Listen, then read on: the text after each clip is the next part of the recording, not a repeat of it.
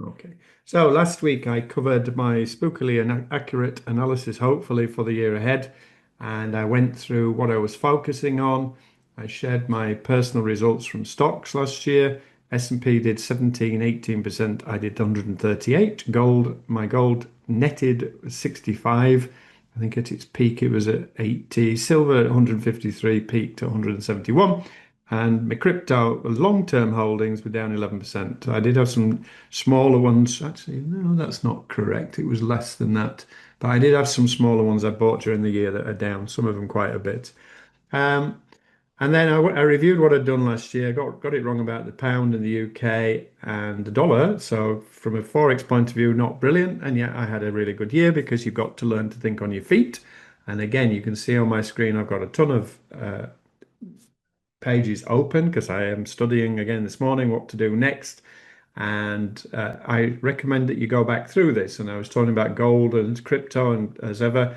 And I was talking about gold, why I started buying it in 2021 and what I've done. So there's the AI summary at the bottom, and gold, uranium investment strategy, rare earths, etc., etc. So I've told you everything I did. I also showed you in the video the performance of a friend of mine that started from May last year, and he was up. Oh, where's it gone? I had it written down somewhere. He was up at the end of the year 61%. So that was since May. So the S&P made 17, 18 all year. His alternative investments were up at 8. His silver 121 and his gold 31. And so I have people now saying, well, should I be buying gold and silver?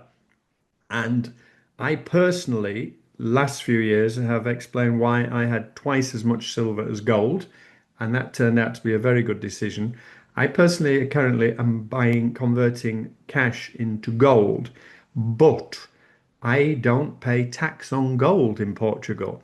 And therefore, for me, I could be 28% worse off in gold than silver and still be very profitable. So that's kind of part of what I'm thinking.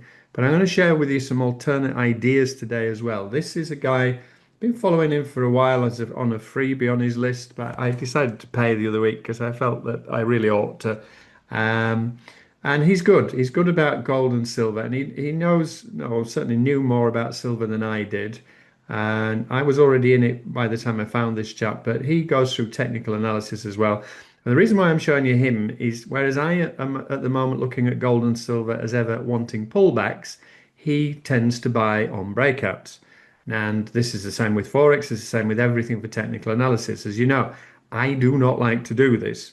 And the reason I don't like to do this, particularly when you're trading, if price just sets off, where you're going to put your stop. And usually it means that your stop ends up being miles away, which means the lot size is tiny. And therefore, even though you could win 70, 80% of the time, and you won't on this because you will get a lot of fake outs. The problem is that you will not get as big a profit as me. So for me, this is why I prefer for it to pull back down again and then to go on a move. And I'm not sure if you are seeing my little widget I've got here. So for me, this is why I always do this, because if I can get in here, and let's say the stop needs to be down here, then I can calculate the risk reward. And because I'm got in here rather than in here, then the price is better and the lot size is bigger. But it's not to say that what he's doing is wrong. It's just to say that it doesn't suit my persona. So if you want to buy on breaks, then, get on with it and consider doing it if that's what you like to do. Personally, I do not like to do it. But he's talking about the ascending triangle, and he's talked about these before as well. I've shown you lots of flag patterns. I class them as flag patterns, so I would have had my line square here. But the principle he's talking about is how you measure the pole, you measure the banner, and then you get the move. He also is talks a lot about COMEX silver futures as well. And I've explained this in the past. The thing with silver is more to do with the fact that it is needed and there isn't enough of it. And it takes too long to build and open new mines. 10 years and $1 billion is the approximate in the West. So at the moment, the demand is going through the roof and the supply is insufficient. And I said in my uh, prediction last week that I thought that silver would hit $100 and possibly quite quickly. And I still stand by that. I think that we will then get a pullback, and at which point I would be hoping personally, if we don't get a pullback before then, I would want a significant pullback. But anything down to 70 at the moment, and I would be a buyer of silver, the metal. So again, just open your mind to different possibilities. And there are times when prices set off. For example, here, if I'd been waiting for a pullback and missed this and it went, I would have had to wait quite a long while for it to pull back again. So it's just an alternate point of view. I explain the reasons why I do it the way I do. This is a decent graph. And so what he's showing here, and this is the point I was making earlier, gold predominantly, the major thing with gold, it is the ultimate safe haven. Gold is the asset class that people who have got money allocate a portion of it to gold in the hope that if everything tanks, you will be protected. Now, as it was in the last 5 years, whilst I've been buying gold again, and I bought gold in the 2000s, I bought gold in 2009 after crashes. Then at this current move at the moment, we've had massive gains as well as protecting and hedging our portfolios. So the biggest thing with silver is that 55% of the demand for silver is for the manufacturing. And as I explained to somebody the other day, imagine you are a manufacturer of electric cars and you need X hundred tons of silver per year to manufacture the cars. If the price of silver is going up, all your calculations for profit are going to go out of the window, and therefore the temptation is to just say, well, sod it, I'm just going to go in and buy as much as I can now. So that's a big part of what's been going on top of which has been all the speculators. Now, to try to stem the flow of the speculators, COMEX came in and they started to widen the spreads massively to take out the speculators, which is why we said to you last week, do not trade silver on a funded account or your own account at the moment. I am talking about buying physical. So interesting to see other people's point of view. This, as you know, is what I prefer. So I am quite happy to sit and wait, and I will show you charts in a little while where I've done that all the way through. And again, for this gentleman here, he's bought here. I have bought here. So this is the difference between what we are doing. But again, just open your mind to other possibilities. Now, this is a graph from April, I think it was last year. And this is what I was also been explaining to you. When I started buying silver in 21, it was at $17. And when I was buying gold, I started buying gold at 17.50. Then the cost of extraction was greater than the profit from selling it, and therefore the miners were in a bad place. But as I explained, as gold started to go up, the miners always lag. When silver and gold shoot up, the miners lag. And so what I was explaining then is, this is why I was buying the miners, because they would give me leverage without using leverage. But now if the average cost to mine an ounce of silver is $27 and silver today is at $85, we're talking an ounce here, guys. The miners have got all the equipment, all the staff, everything that is needed is in there already, and they're already digging this stuff out of the ground and processing it. Then it means that a massive amount of what they do is going to their bottom line, which is profit, and also should lead to dividends. Some of them don't pay dividends at the moment, but it should lead to dividends. And I also have a screen share. Oh, that was that one. So supply and demand. I talk all the time about joining the dots. If this is happening, this affects that, where can we make money? And this is why 4 or 5 years ago, I started to say to you, right, this is what's going on. This is the impact it's going to have on the miners because they're getting out of the ground. This is the net result. I still think silver will go beyond $100. I think silver could go to 200 or 300, but I could be wrong. So always be mindful that I could be wrong. And it's not financial advice as ever. And again, this guy's projection he's taken a calculation where I think it's you take the 161 pullback and then you extend it. I don't do this anymore, but he's come up with a figure of this current move. He thinks he's going to go to 121. So he might be right. And if I miss out on the pullback, okay, but I'll catch a pullback on some of the mining stocks. And then gold and silver miners, this was an article from December. This makes me smile because suddenly everybody's now becoming an expert on gold and silver. And this is a mining website, so they already know.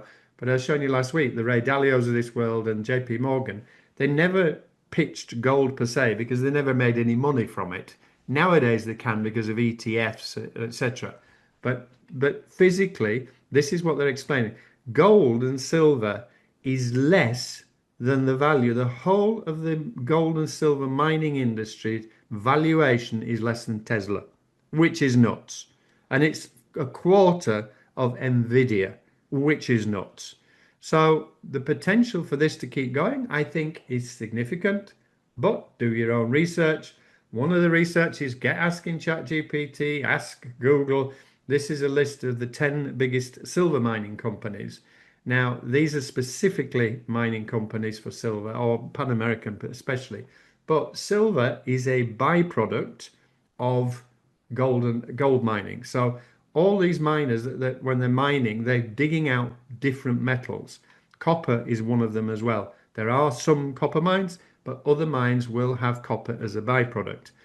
In times when there's no money around, what happens is that some of the smaller things, which are now being labeled as rare earth, would just get shoved to one side because the cost of extraction, well, the cost of processing and the complexity of processing some of these rare earth minerals is so expensive, it wasn't worth it. They'd dump it.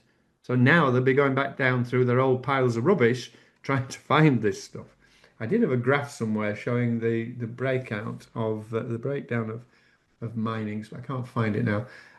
This is something else I'm looking at the moment. Is a covered call on Bitcoin. I did a trial last year on high yield stocks, and I put 10 grand in, and it started to work really well. I was sharing it with my investing group.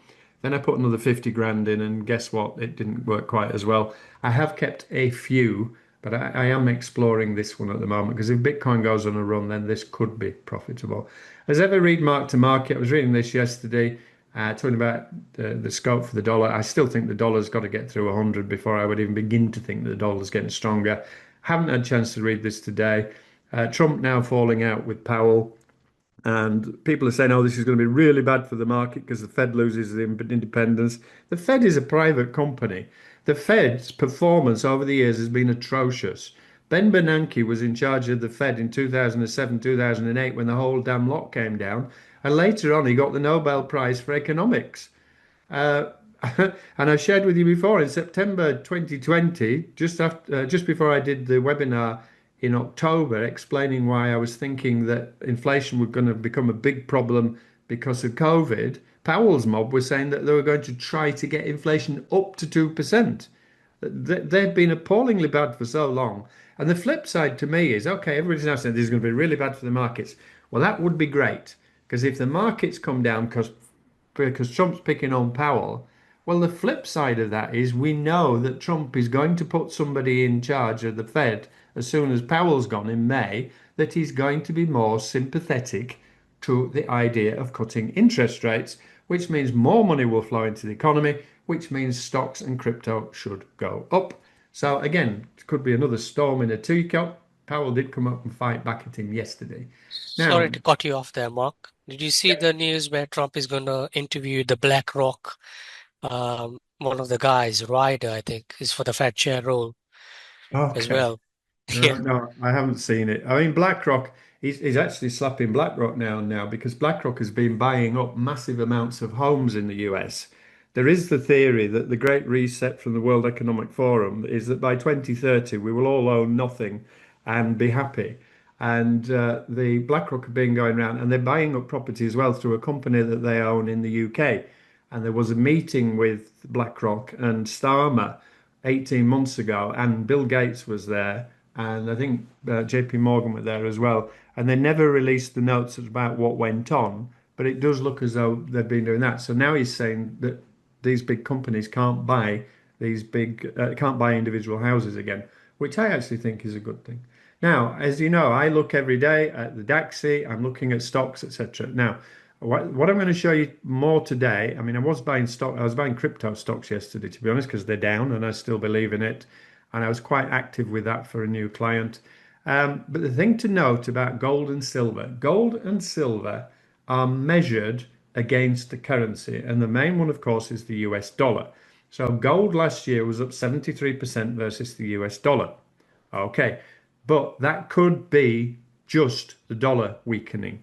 However, I also look about what's going on with the pound, and gold is up 62% against the pound, and gold was up 52% against the euro. And then I was talking with an Aussie client yesterday, it was up 62% against the Aussie dollar. So hopefully you can see now why I am putting spare cash into gold. Another part of this is that the ratio between gold and silver is way, way out of whack. And therefore, I think gold has got the potential to make a decent move. I think gold will go to 5,000 this year. And I said the other day, I think it could go to 10,000 by 2030. Again, not financial advice, do your own research, blah, blah, blah, blah. But the point is, if you'd had cash last year, sat in a bank, or sat in a standard interest bearing account giving you 2 or 3% when the true rate of inflation in most Western countries is about 8, then your money is depreciating on a weekly basis. And if you were retired and you have retired with a lump of money and you've got it sat in some bond or whatever that your financial advisors told you to buy that's paying you 3%, but it's safe, well, obviously gold and silver would have been far smarter. And again, is it going to happen this year? We don't know. But gold already this fortnight is up 7%. Silver is up, and silver is up 20%. And 10 of that, 15 of that is since last week when I did my spookily accurate forecast. So if you're not in it already, as you know, ideally I will be looking to buy down here. Jason Colombo, the guy I was showing you earlier, is going to be looking here because he thinks this is consolidation and he thinks it's going to keep going. And you've also can look at the same calculation with silver. So this is silver against the pound last year. This was not just the dollar weakening, this was silver going up. So the cash that I moved into silver last year is up 175%. If you can do that in a mining stock or even in an ETF in a tax efficient account, you can make a serious life-changing amount of money by working smarter, not harder. Other metals people ask me about is copper. I missed it. I was watching copper all the time down here and I was too distracted and I missed the damn thing. And that would have been the perfect place to buy copper. Again, for me at the moment, it's too expensive. For a trader who's buying the breakout, he would be looking on here. Platinum, I bought physical platinum last year in London through Bullion Vault, and the spread on it was horrendous. So I've tended to leave it alone. Although I do have a platinum miner stock. Palladium, I have exposure to palladium and lots of other metals because of the rare earths that I've shared some of them with you because Trump's trying to get everybody into rare earth. China is now causing problems with Japan, restricting how much rare earth they can buy, and it is massively important. And therefore, I have been buying that this week as well. Been buying MicroStrategy. Now, MicroStrategy I bought a bit of because it's just down here and it's consolidating. It's not an M2 by any stretch of the imagination, but it's just basic support and resistance. And I showed you last week, if Bitcoin goes up 30% to its recent high, MicroStrategy will be going up nearer 200. I've been buying some of the others more so than MicroStrategy. I also bought a few that did really badly last year that are way down, more speculative. Other than that, I did buy a Google related ETF the other day, but not Google itself because Google is way up, all-time highs. And also watch the Russell. So the Russell is small cap US stocks. The S&P at the minute is not doing a right lot. It's up a couple of percent. I'm going to show you Andy's portfolio in a minute. He's up 10% since last week when I shared it with you last. But the big companies, S&P is controlled by 7 big companies is out of the 500 are the main contributors. And so if the tech stocks drop, the S&P will tumble. The Russell is a good indication when you start looking at the next 2,000 companies down. If they are doing well, then that kind of turns on its head. The thing is that the US economy is not doing great and unemployment's bad, because this can be seen as a barometer for that. And here, I can't remember if I did buy into this or not at the time. That was an M2 breakout, guys. And I remember talking about this last year, saying I am watching this for a breakout and a pullback. So that was that one. Other things quickly to look on here. Yesterday was a very nice day in the Walton household. My gold was up, I think, 5% yesterday. Silver was up 8%. This is that gold silver ratio. And this gold silver ratio, this was the COVID, oh no, this was February 21, stop to the pip there, and has been major support and resistance in the past. And at the minute, it's still going. So now I need to put another alarm on for the next level down.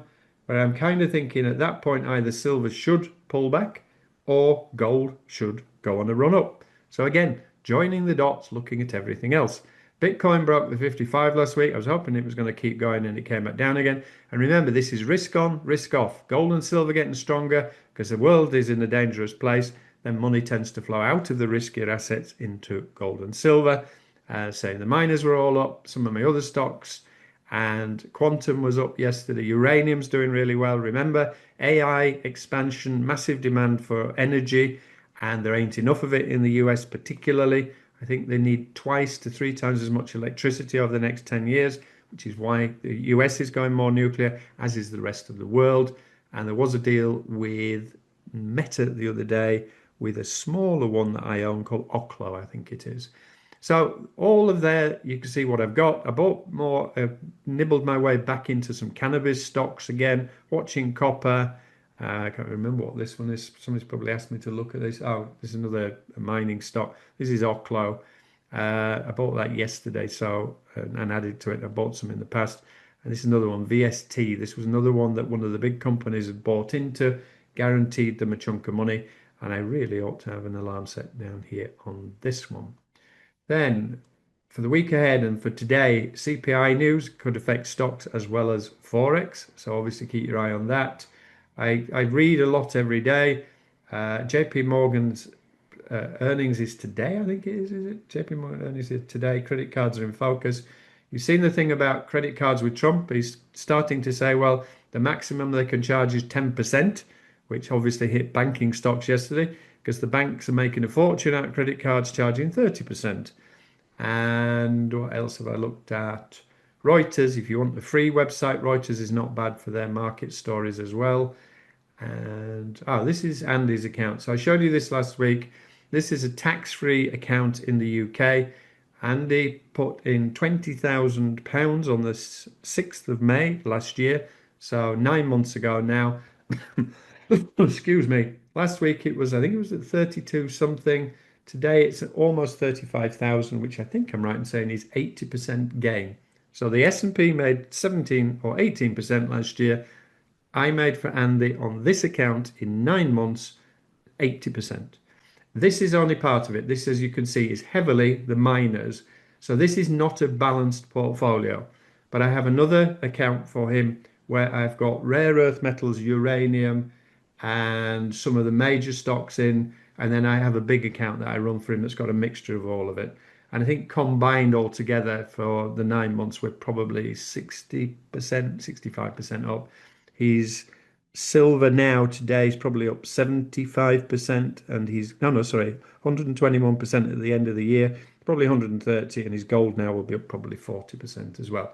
All done since last May with things that I have shared with you lot repeatedly in here.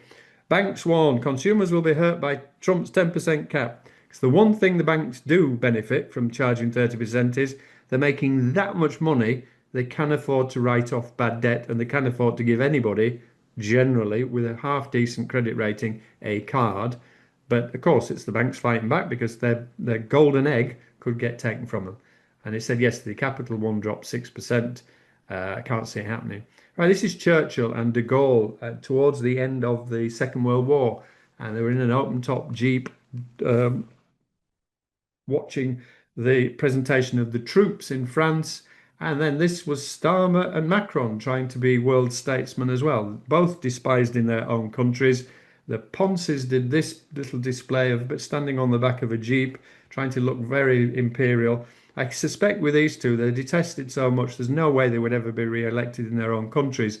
But when these kind of people get into these positions of power, the next step up that they start looking for is to be somewhere high in the EU. And no doubt that's what the plan is for these two.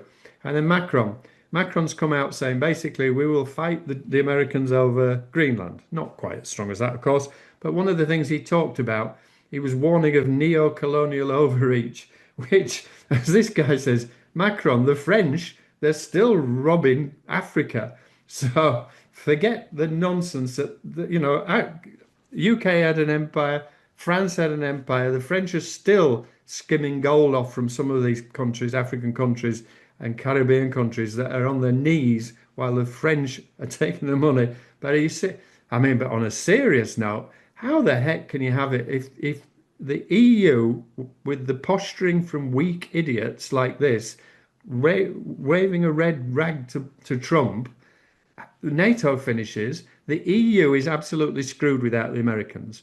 If the amount of money, the UK army, the UK's got 60 odd ships and half of them are in dry dock. They haven't got enough soldiers.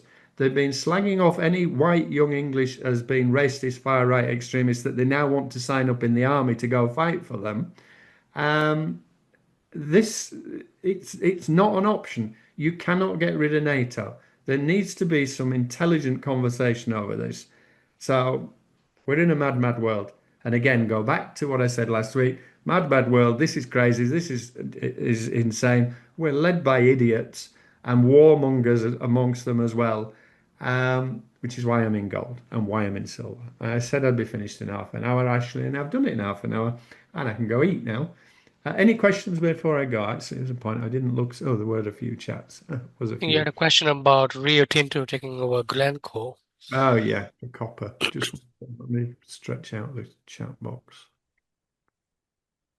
Um, yeah, Tobias in Sweden says yes, it's cold, but at least I'm not in Greenland. John, yep, nice to hear your dulcet tones. Apart from the cough, yep. Grant and Ashley Reuters, business finance, Trump interview, BlackRock. What's your thoughts on Rio Tinto's bit? I don't bother with the big ones, Grant. Rio Tinto and Glencore, they're doing it for copper to become the biggest copper miner in the world. So again, I don't buy BHP, I don't buy Rio Tinto. They've done well this year, but nowhere near as well as the weaker ones. And I have explained this before. You've got three divisions really in the gold and silver mining world. You've got the Premier League, the top ones, which is Rio Tinto, BHP, etc. And they generally, yes, they're producing, yes, they're profitable, but their stocks don't generally go up crazily. I think my best stock last year, I can't remember now, and I'm not searching for it now, I've shown you before, was up over 300%, whereas BHP on an exceptionally good year might have been up 50, let's say. So I don't bother with the big boys. I'm buying the next group down because the BHPs and Glencores will want to buy other miners. When you look at the graph that I showed you earlier, this one about, that was one I was trying to find. So silver is a byproduct of gold mining in many cases, and this is the byproduct. If you're digging for gold, you get silver, you get copper, and you get lead, and you get zinc, and then you get lots of other rare earth things as well as. But no, I don't buy the big stuff. Uh, Oh, the rare earth share you bought. Yeah, USAR was one of them, Zoe. You're in the investing group. You should be seeing the telegrams about this. Where's me? Let me share. Let me have a look. Rare earth stuff. USAR is an ETF. And then, where's it gone? Here we go. And it's not a bad buy now either. I did actually buy some yesterday for a new client. USAR is currently 150% away from where it was in October. And this was to do when the Trump and China agreed. China agreed for 1 year to let the Americans still receive rare earths. That is a dangerous place to be in. And if China invades Taiwan tomorrow and the US and the West put sanctions on China, the US and the West are screwed because they haven't got any rare earths and it is needed for everything to do with electronics, including military equipment. Some of these are a bit crazy ones I bought recently. Bought that the other week, Neocore. I showed you that last week, I think. I bought that for fundamental reasons. That is up 35% since last week, guys. So that was a good one. And another one I bought was MP Materials, and I added to that yesterday for somebody. And that one was a standard M2 break over trendline 55 EMA pullback. I was buying down here for fundamental reasons. Is it still worth investing more into gold miners, even though they're at all-time highs, or wait for a pullback? I am waiting for pullbacks, Brendan, because that's what I do. The moment for me, I mean, it's great because I've been buying into these for years. But again, if you look at this, guys, this is Agnico. It was only up 135% last year. I think it was Groy that was up the most last year, was it? Where's it gone? And this one, oh, that was on 270%. And this was weird because the other Craig from Australia, he and I were buying this down here the other year. And it was like, there's nothing happening here. And gold's up here. And it's like, well, what the hell? Why is this not? Well, we'll just buy it and we'll just buy it and we'll buy it. And then we had them two break and off it went. I can't remember which was the best. Oh, here we go. 310 for Heckler. So in answer to the question, for me, these are too expensive. And again, going back to this AEM, look at AEM. This was one of the original buys in June 24. It was an M2 break of a trend line with an EMA support for fundamental reasons. It went up. Oh, I missed it. I should have bought it. Oh, it came back down. That was a better buy. That was a better buy. That was a better buy. You get the picture. All the way up. Nothing in general goes up in a straight line. And there were opportunities in October, November and December to buy this again. My general process is I only buy if I can make at least 25% in a relatively short space of time. And in the case of this one, it really needs to come down near 160. Sometimes, if I'm mega convinced and I haven't got enough of it, I might buy it a bit more expensively, but that's what I'm doing all the time. But look at all of this consolidation, breakout, pullback, breakout, pullback. What it is with what I do and why my results are so good, because my entries are good, because I am patient and I wait for it to come back to me. And what you have to think is, if you are going to buy, right, I've got to go. Righty ho. Nice to see you all. I need to eat. I hope that helps. And get thinking, get doing some research, look at what's going on, and find ideas to make potential profits. Right, I'll leave you with Ashley. I'm here, Mark. Stop sharing, please.